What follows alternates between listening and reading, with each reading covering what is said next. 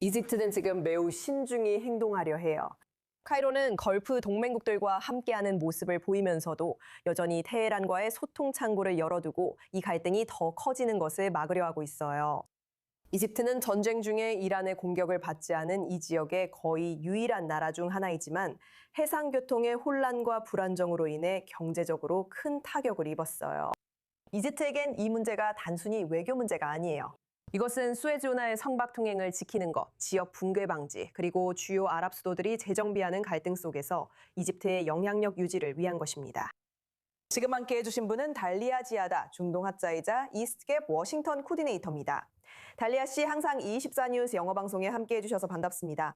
그렇다면 이집트는 이란을 정확히 어떻게 보고 있나요? 특히 전쟁 이후에 이 관계는 어떤 모습인가요? 초대해 주셔서 감사합니다. 니콜 씨, 함께 할 수 있어 기쁩니다. 이집트와 이란의 관계는 매우 흥미롭고 두 나라는 역사적으로 적대적이었습니다. 이란은 사다트 대통령의 암살자의 이름을 따서 40년 넘게 거리에 이름을 붙였습니다. 그러니 이집트가 이스라엘과 평화협정을 맺었다는 이유만으로 이란이 이집트를 얼마나 미워했는지 상상해보세요. 그리고 수년 동안 양국은 외교 관계도 아무런 교류도 없었습니다. 최근에야 이집트가 카타르와 터키 그리고 이란을 지지하는 축과의 관계를 개선하면서 이집트가 이란과 가까워지기 시작했습니다. 실제로 우리는 이란 외무장관이 카이로를 방문해서 시내에서 코샤리를 먹는 모습을 보기도 했습니다. 그리고 그때 그들은 사다트 대통령의 암살자 이름을 따서 지어진 거리의 이름도 바꿨습니다. 그 당시에는 물론 이집트 사람들은 새롭게 회복된 관계를 열렬히 환영하고 있었습니다. 하지만 저를 포함한 많은 분석가들은 매우 놀랐습니다. 우리가 어떻게 이란을 신뢰할 수 있을까요? 이란이 이렇게 오랜 적대의 역사를 가지고 있고 이슬람주의 단체들을 지원했으며 심지어 이 적대의 역사 속에서 이집트의 이익을 겨냥했던 적도 있었는데 말이죠. 그리고 이란이 걸프 아랍 국가들을 공격한 이후 상황은 더욱 악화되기 시작했습니다. 처음에는 이집트가 이란 편을 들었습니다. 왜냐하면 이란이 이스라엘과 싸우고 있었기 때문이죠. 다시 한번 국회의원들이 나와서 실제로 이란을 응원하기 시작했고 이란이 아랍 국가들을 공격하고 있다는 사실에는 전혀 신경 쓰지 않았습니다. 이로 인해 걸프 국가들은 이집트에 대해 큰 실망을 하게 되었는데 그들은 당연히 이집트가 자신들의 편을 들어줄 것이라고 기대했기 때문입니다. 그리고 그 당시 이집트 정부는 이를 전략적 균형 정책이라고 부르며 정당화하려고 했습니다.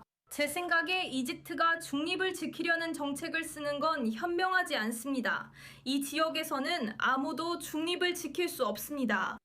그리고 결국 이집트는 큰 실수를 저질렀다는 것을 깨달았고 이제는 걸프 국가들과 더 가까워지려고 노력하면서 이 실수를 바로잡으려고 애쓰고 있습니다. 하지만 대부분의 걸프 국가들은 이집트를 거부했고 최근에야 아랍에미리트만이 이집트에게 문을 열어주며 좋아, 협력해보자. 네가 무엇을 할 수 있는지 보자고 말했습니다.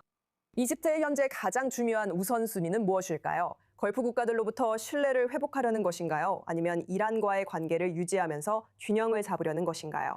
아니면 이집트가 여전히 이 전쟁의 여파로 겪고 있는 내부적인 자국 내 문제들이 더 큰 문제인가요?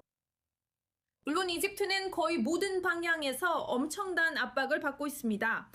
그리고 다시 한번 말하지만 이는 주로 이집트 국가, 이집트 정부, 그리고 지도부의 잘못된 정책들 때문입니다. 외무부든 정보기관이든 그들은 지역 정책과 전반적인 외교 정책에서 상상할 수 있는 모든 실수를 저지르고 있습니다. 그래서 한편으로는 물론 우리 모두가 알다시피 이집트 내부의 경제 위기가 엄청난 압박으로 작용하고 있습니다.